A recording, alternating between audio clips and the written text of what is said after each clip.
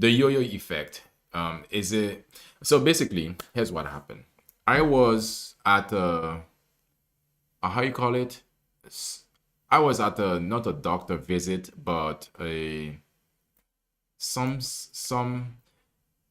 I forget how do you call that? A pedologist? No, not a pedologist. How do you call? What is the name of the people? The profession of the health trainer? No, no, no. They work with structure of the bone. I forget. It's right there on my tongue, y'all. Um, Bone structures, but like more of your posture. Um, how do you call these people though? They focus. No, chiropractor. Close. Okay, I can search for it. Not chiropractor. Hola, not chiropractor. They are more. They are different. They work. They start with a P. They start with a P. They work with bones. Um, oh my God, not right now to have profession.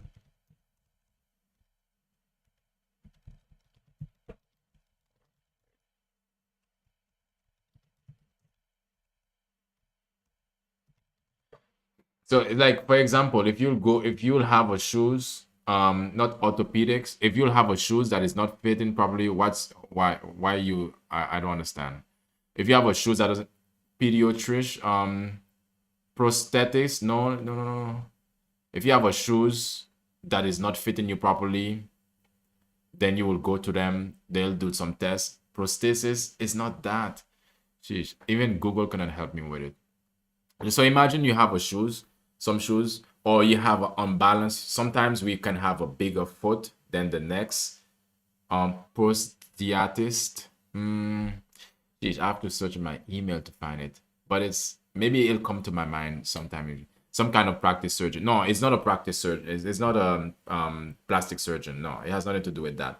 It has prosthesis, foot and ankle.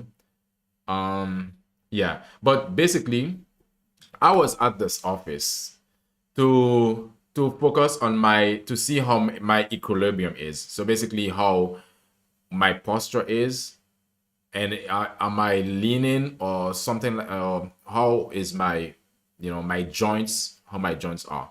Podiatrist. Oh, yes, it is podiatrist. Okay, yes. So let's stick to that podiatrist. So I was at the office as I was waiting for my appointment to come up. So I was like, okay, looking at the different articles of magazine that they had, and I saw yo-yo effect, and I was starting to look yo-yo effect. What is that? Is that a real thing? I know a yo-yo, something I used to play with as a kid, a yo-yo, and probably you guys know what a yo-yo is again, or I mean also. But then I started to read about it, and I'm like, okay, yo-yo effect. Then I'm like, okay, from I just started to read just first paragraph, and then it was time for me to begin my appointment. So I took a note. I know it's a toy. Yeah. I took notes of it, and I'm like, okay, I should talk to you guys about the yo-yo effect. The reason why is because it can secretly, yeah, something with that circle. The yo-yo, yeah. You probably know yo-yo. You just circle, you put it down, and then you pull it up, and then it comes up. So it's just up and down, up and down, up and down. So it's something you can put in your finger or tie it in your finger, a string in your finger and another string, and you just put it down and then you put it back up. Yeah, so that's a yo-yo. So yo-yo effect can be secretly sabotaging your shaping up or toning up. So today we're talking about physical body. Today is that day that we talk about it. So the yo-yo effect, also called weight cycling. So meaning is one of the most frustrating and misunderstood aspect when it comes to building habits that are sustainable and life-changing habits to build them, and also help when you are trying to shape up your body or tone down your body. And overall is a term that is used when it comes to body management. So whether you're trying to gain, lose, maintain, there's a yo-yo effects effect that is taking place. So as you would think about it, drastic weight loss. You deal with drastic weight loss. Drastic weight loss is one, but the yo-yo effect would be, it means that after a drastic weight loss, you have a moment of drastic weight gain. So that would mean that's how the yo-yo effects would looks like. And then you'll have up and down, up and down, up and down. So you wouldn't go through a process of homeostasis or a process of constant, constant weight like I do. So it's something that I'm proud about, so I like to say it. So today, I want to help you guys to understand if this is a problem that you might be dealing with and why you are not achieving your weight goals, and also all your body goal, and also how a bench subfill. Also how to overcome the yo-yo effect in your life and be happy with your result or get the result what you want. But most importantly, how to lose weight and avoid the yo-yo effect. This is very important. The reason why this is very important is that as we age, as we go through life, this beautiful life that we've been blessed with, there will be moments in our time that we would gain weight. Our body just will do that. And so it is key to understand the different forces that can be the contributor of it and how to actually combat and to be the one to win over these forces that are trying to get you to blow up. So this is the strategy that I'm talking about today. And again, as a lifestyle coach, I help people to overcome these problems that they are facing and help them to make lifestyle choices or changes to avoid this yo-yo effect. So again, let's go over to what is the yo-yo effect. This is a cycle of losing weight and gaining weight, and often people end up being more heavier than they started. This is it. This is the meaning of the yo-yo effect. You're gaining weight and you're losing weight, and at the end of the day, so let's say I started with a challenge of saying, okay, I want to somewhat, for me, my goal is always to build muscle and to maintain muscle mass. And when it comes to the weight loss, I also do it, but it's not really my central focus for keeping my body fit. Yeah, for me, it's just that. So let's say I'm striving to have a particular amount of muscle mass throughout the year. So my year is supposed to be stable. And if there's gonna be any deviation on any shift in my muscle mass, I don't expect it to be more than 5 kilos extra or minus. So now with the yo-yo effect, there will be, if I would be suffering with the yo-yo effect, then what would happen is I would have drastic moments that I would gain a lot of muscle mass, but more, yeah, I'm using muscle mass, but this yo-yo effect is more in terms, it's more specific for weight gaining, like fat weight gaining, and not in terms of pure muscle mass. But I'm giving you an example with, for me, if that would be applicable, so you guys can understand. So I'll gain muscle mass, 10 kilo of pure muscle, and then lose 10 kilo of pure muscle, or lose even more than that. And sometimes I might gain more muscle or lose more muscle than I start. BMI is a tool to measure. Yeah, it's a tool, but it's not always the same for everybody. But yeah, so basically the yo-yo effect is a pattern resemble an up and down motion, up and down, just what Rina just said. So why does it happen? I think that's one key thing to understand, so you can actually know if it's happening to you, if you're experiencing yourself, you're gaining tremendous weight and you're losing tremendous weight, you're unable to stay within the sweet spot of the groove in the middle. So to understand why is this happening, it's not just about lack of willpower, because some people can say, well, they just don't have enough willpower, or your body has but the thing is, your body has a biological clock system that is designed to prevent starvation. But again, as we are talking about the yo-yo effect, think about weight loss, think about staying fit, but more in terms of managing your weight and managing your fat percentage, your body fat percentage. So it's about your goal. Your goal has to be healthy and not to lose pound. That's one aspect of it. Yeah, that's one aspect. That's a good point. So now the first reason why it's happening is because we all have a metabolism. Your metabolism can be slow, and when that happens, it can make your body become less efficient at burning down fat. So it means sometimes your body can take longer to consume just a small amount of calories. Also, it can be because of your hormonal levels. Your hormones can be out of whack, can be unbalanced. And what happened is specifically these three hormones are, let's say, for example, the leptin, which is a hormone that is more of telling you when you are satisfied, when you have eaten enough of the food that you are actually eating.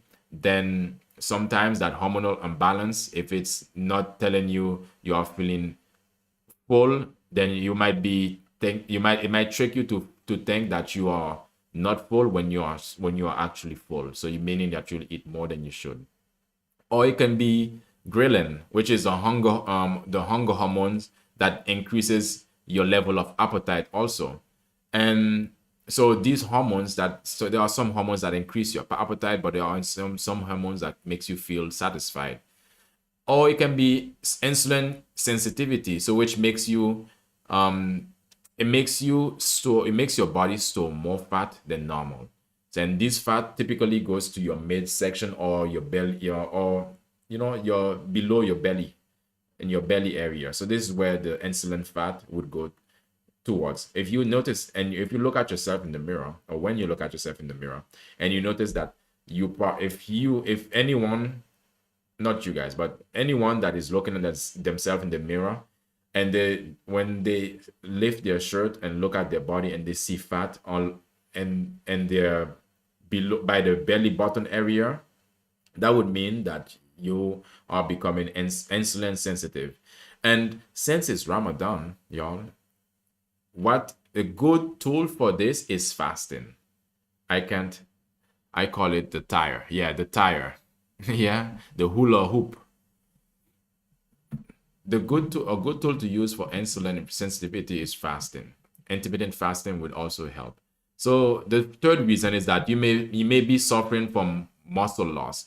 A lot of the time, people would go into extreme rapid weight loss that journey. So basically, let's say for example, the Ozempic or these weight loss drugs that are taken over, that so many people are using them. And these weight loss drugs, although people are losing weight, but also they are losing muscle mass. And this is not something that it's not something that we need, because muscle mass helps you to to be strong, and also helps you to be able to move and do the things that you need to do, and to, for example, to carry your groceries, to climb stairs. But you need muscle mass for that. Although the fat is there simply to weigh you down, is there for somewhat of protection, but there's a good amount, and there's a overflow, there's an amount when you have just basically too much fat. And losing muscle will also reduce your metabolism, so meaning that your body will become slower at managing or reducing the amount of calories that your body has at the moment of time. So because muscle mass, it is so muscle mass also help all of us to be able to burn more fat when we are sitting down. So let's say for example, for me, as having more muscle mass, as I'm sitting down at this moment, it's my body is burning calories or burning fat at a faster rate than someone who hasn't been training, who basically just don't do anything. Their body is not consuming enough, their muscle is not consuming any calories to the same level as it would be for doing for me. And the third and last reason is because it could be because of behavior or psychological factors. Let's say some people practice restriction diets, so extremely low calories or fat diets that are unsustainable. So some people would think, okay, they're trying to go on a weight loss journey, and they start to eat. They used to probably eat 3 meals a day, and they go to eat. They decide, okay, this is what they're gonna do, and tomorrow they say, okay, well, I'm gonna start to eat 1 meal a day instead. That's a drastic low caloric input. So this is not sustainable for anybody, and it's gonna create behavior and psychological challenges, and it's just a fad. It's not a sustainable way to actually, to get your body fit. And this, because what it does, it leads to craving, and it makes you basically become so mentally unbalanced as well, because you're not giving your body what it needs or what it used to get. And there are other situations where there's the diet versus the off diet mindset. So this is a binary thinking prevents the development of lifelong sustainable habits. When you think about, keeping your body fit, or having the process of constantly losing body fat, you also have to be thinking about how can you make it sustainable, meaning turning it into a lifestyle. This is what you do. This is something that you do, and this is something that's gonna be helpful where throughout the days, throughout the weeks, and throughout the months and the years. Some people just want a specific time that they focus on diets or focus on getting their body fit, rather than turning it into a lifestyle, becoming that something that they do all the time. Because sometimes some people just basically associate this sort of a lifestyle that is helping them to stay fit and burning fat all throughout, yearly, every day. It's a lifestyle that is, more restricting or not fun, or they just see the pain in it, but they don't see the pleasure, or they don't understand how to make it pleasurable for them. So again, if anybody, when everybody wants to make it pleasurable for them, this is why they get coaching with me, to help them to find a pleasurable way to basically have their cake and eat it too. So why is the yo-yo effects, yo-yoing? Thanks for it. You're welcome. Why the yo-yoing is harmful? It is key to understand why is it harmful, and why am I talking about it today? Because you guys already know the reason why I'm talking about it is because it's a situation where you can be trying to get your body toned up, but then you end up gaining and losing, and it's very unstable. So beyond the frustration or weight cycling, it can have a lot of negative impact on your body or impact on your health. Specifically, when it comes to your health, you can think of your heart. A lot of research has also linked it when you are going through a yo-yoing effect. When it comes to your heart disease, it can create certain form of heart diseases because your body is constantly not in a stable, steady rate. And it can create also high blood pressure, and also type 2 diabetes. And this is outside of the issues that people can experience outside of independent to body weight. Because when you think about body weight, not only that you have to be carrying your extra weight around, but people who are dealing with this are highly likely to develop these three diseases that I just talked about. And again, we already talked about the muscle mass that you could lose. And because when you lose the muscle mass, again, you are most likely to put on weight quicker, faster. And the third reason why is it harmful is because healthy mental health becomes affected. So which means it can make people feel that they are a failure, or they can feel ashamed, and it can make them create or develop or a habit with food, with nutrition that is, or exercise that is unhealthy. So they develop a habit that is basically avoiding, then trying to find, okay, the usefulness when it comes to nutrition or the physical activity. And how to lose weight and avoid the yo-yo effect? I think this is a good question. So what do you guys think about it right now? Ava, so what are you guys' thoughts? I know a bodybuilder that exercise to fight depression. Yeah.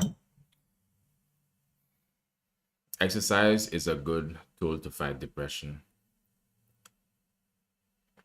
It's hardly unlikely that that anyone would exercise and do it right and feel depressed afterwards.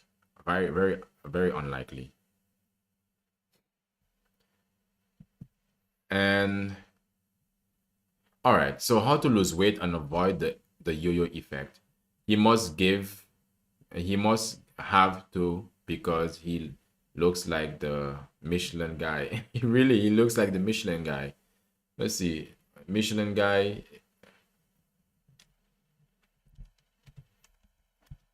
Michelin. Oh, sheesh. Really? He looks like that. So he's so buff.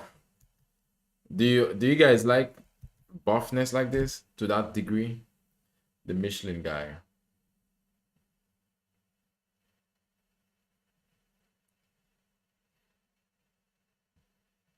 Yeah, he cannot close his legs. So he cannot stand on attention. If they will be like attention, he cannot stand with his legs close by. So I mean, yeah.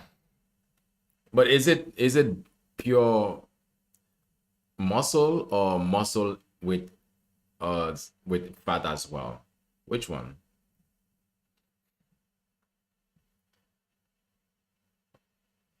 All right, so let's go. Let's keep going. The goal, pure muscle. Wow, that's a lot of muscle.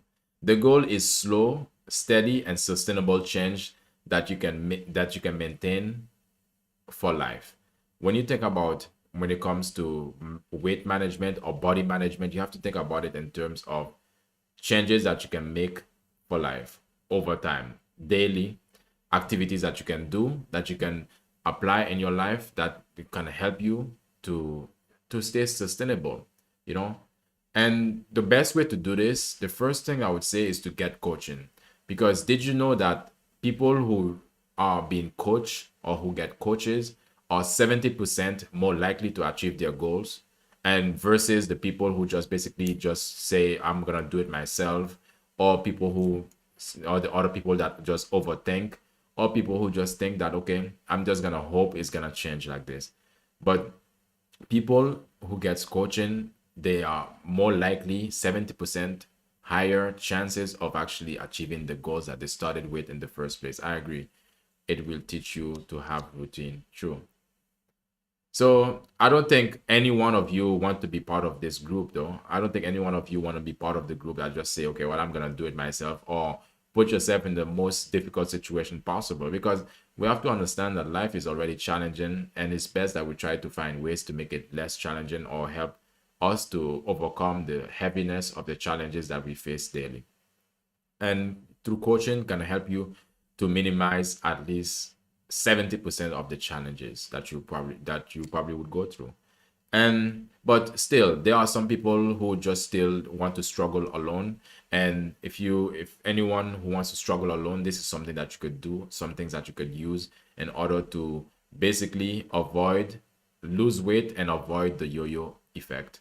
So first thing that you want to do is set a realistic goal. Some people might have a goal that they want to lose, 5 kilos daily. A lot of the time when we just started out with a goal, what tends to happen, we overestimate. We have such a big estimation of big goals that it becomes a situation that is unrealistic. So you need to have realistic goals. So a realistic goal should be to aim at losing at least 0.5 to 1 kilos max per week. And this, because this is a slow way, or this is a sustainable way to lose body fat, but also don't lose bottom muscle mass. This is not necessary when it comes to muscle mass. And you want to focus on your nutrition and not just calories. Some people just want to focus on the amount of calories that they are consuming. We have to try to make it as wholesome as possible. Calories are important. It's like the sum of all food that we eat, or everything that we consume, food and liquid that we consume. But you have to also prioritize protein, because protein helps you to keep full. It helps you to preserve your muscle, because again, you guys know that muscles are very important in our lives, and we need to find ways to preserve them, to maintain them. And this can only be done by this. One way is to consume our protein. And also it has a high thermal effect, so meaning that it will help you to burn more fat as you are not doing anything over time. When you have a bigger more muscle mass, it helps you to basically burn more fat. And eat whole food. meaning that you eat vegetables, meaning that you eat fruits, and meaning that you eat lean protein and whole grains. But most importantly, that you are staying away from processed food, because processed food have this tricky way of making us feel that we are satisfied, but that satisfaction only lasts for a short period of time, very, very short. And don't starve yourself, because some people would want to get into the weight management goal, and they think, okay, well, am I gonna be starving myself, or I should basically extremely reduce the amount of calories that I'm gonna be taking. That's not gonna be sustainable. That's one sure way to set yourself up for failure, and that's not something that anybody should be doing. If you are, unless you are a professional and you have a professional group that is around you that's trying to help you, that's gonna be supporting you. But again, doing it like this is gonna send your body into a situation where it's gonna become very foreign for your body. It's gonna make you, most likely it's gonna zap your energy out. Your emotion is gonna be unbalanced. It's not a sure good way to actually to basically to even gain weight. To lose weight is surely not. So if you, anybody who's trying to go through a caloric deficit, it's best that you focus on at least 300 to 500 calories below your maintenance level, and then over time you gradually, decrease it. But again, you want to also incorporate strength training to your routine, because this is very crucial to maintain and keep your muscle mass. Your muscle mass, fuel, what fuels it is protein, but also you need to contract it in order to build it as well. Yeah. So you want to do strength training and also cardio. A lot of the time some people want to do focus on only cardio, but cardio is one thing, but strength training is specifically directly for the muscle itself.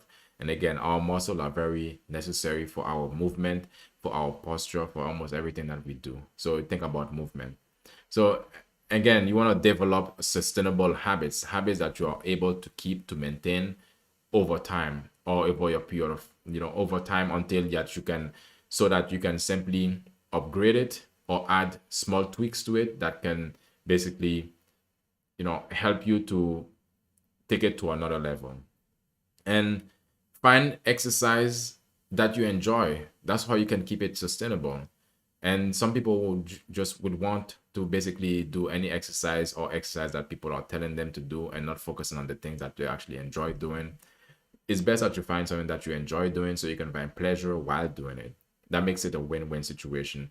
And learn to cook healthy meals. And as an adult, we all need to learn how to take care of ourselves in a healthy way.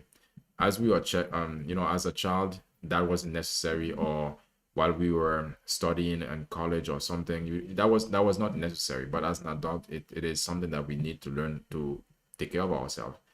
And healthy meals, there are many healthy meals recipes out there, meals that you can enjoy, meals that you wouldn't, that wouldn't basically turn you away from them to make you want to go get, this processed foods. And allow flexibility. Basically, sometimes, you cannot treat yourself. Sometimes you want to be able to give yourself the meals, or have a somewhat a cheat day, or maybe not a cheat day, but maybe if you have, if there's a function at your job, or there's a celebration somewhere, and you want to be able to actually enjoy yourself, but also be able to, have exercise some self-control, because as human beings, we are social creatures as well. There are certain times to fit in, we need to somewhat, if somebody is having some cookies and there's like a gathering, you probably want to, sometimes you might have this peer pressure, or this guilt that you feel that you want to fit in. So, and the only way that you could fit in sometimes is just like you probably grab some cookies. And but one thing is to understand that during these moments you also have to practice self-restraint, or basically don't go overboard. It's, but you can still do it. And meaning that you have a shift in mindset, to think that it's not about dieting, because when it comes to dieting, every year there's a new dieting plan, and everybody that creates these diet plans think that they work, and they could work for a certain period of time, but one thing is for sure, it's not something that you can maintain for a long period of time. It's just taking a stab at it. It's not something that you can, experience the changes and then not having have to go through the yo-yo effect of gaining weight again. And the best case scenario is to build healthier lifestyle or healthier habits, because a temporary phase of using a diet is not gonna last, and it's gonna create more frustration. It's gonna create make a situation where you fail, then when you are succeed, then to succeed over time or for constantly. Because I would assume that you guys want to succeed and keep climbing rather than one time you eat healthy. Yeah, rather than one time you're succeeding and one time you're failing. Basically this is the yo-yo effect. That can be very much frustrating and also demotivating. Practice self-compassion, because that's very important. It's what that mean is sometimes you have to also be, so a lot of us, we want to be consistent, but a lot of the time people think that consistency means having the same amount of energy or dedication or focus or motivation to do the things that you set out to do, having that same amount of life force into it every day. But that's not the case. Sometimes you might feel like it, sometimes you might have slip ups, and sometimes you might have moments that are not so perfect temporarily, and that is normal. Don't let a bad day or a bad meal or a moment of small setback actually just keep you or push you off track altogether. It's always best to recognize it and be able to exercise some self-compassion and allow yourself to be forgiven, and that's the way that you can move forward without guilt. And because a lot of the time we try to give ourselves guilt by saying we could have done this, we could have done that, but realize again, there's a difference between choices. There's a there's a difference between that, a mistake. So you have to know to differentiate between the two. You guys should know that. I think you guys are smart enough to know that. Prioritize sleep. As you guys know, sleep is very good to do. I don't know. Some people don't prioritize it. Some people would say, I used to have a moment in my life where I'll have this mindset of I sleep when I die. I don't think that's a good mindset to have, because definitely if we are not sleeping, then we are more likely to die quicker for a lot of reasons. It could be a simple motor mistake. I can be, driving around and then all of a sudden I'm so sleepy, then I ram to someone else. Lord knows that's not something that I want to happen to anyone, but that's the extreme side. But there are a lot of reasons, there are a lot of ways that sleep can actually be someone's detriment. And managing your stress. Managing your stress is very important, because again, they say, and I do believe it as well, because they say stress is the number one unaliver, because it is connecting, or it is the reason behind a lot of issues or a lot of health challenges that we are facing or the people are facing. So it is key to manage your stress. And if you don't know how to manage your stress, we can always get coaching to help you to learn how to manage specific types of stress that you are dealing with in your life. And post sleep, create high cortisol, so which is a stress hormone. And this definitely it disrupts your hunger feeling, meaning it can make you wanting to eat more than you normally would. You're sometimes when people are over consuming or over snacking, they don't know why.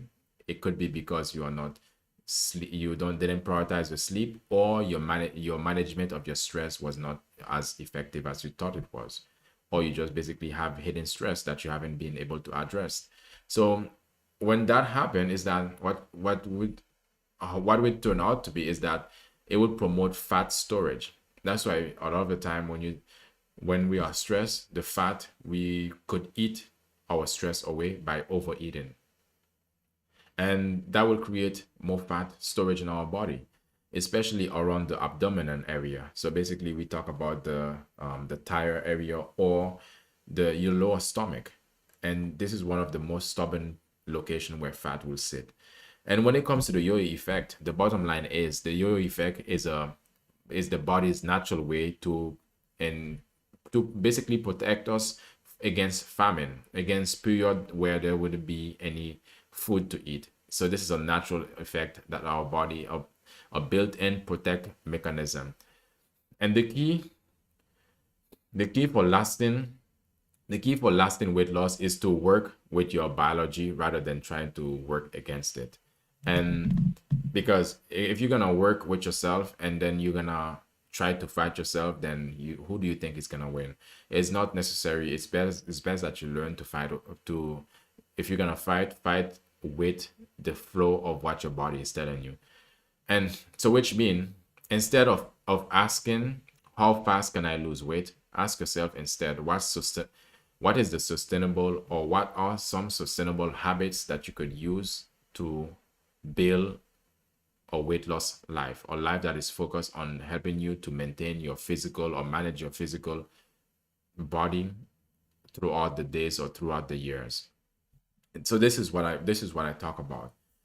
And sustainable almost the things that you have to understand is that sustainable weight loss equation, I put up an equation of sustainable weight loss is basically small consistent challenges or so small consistent changes in nutrition, consistent strength and cardio training, and patience and self-compassion. That would be the sustainable weight loss equation.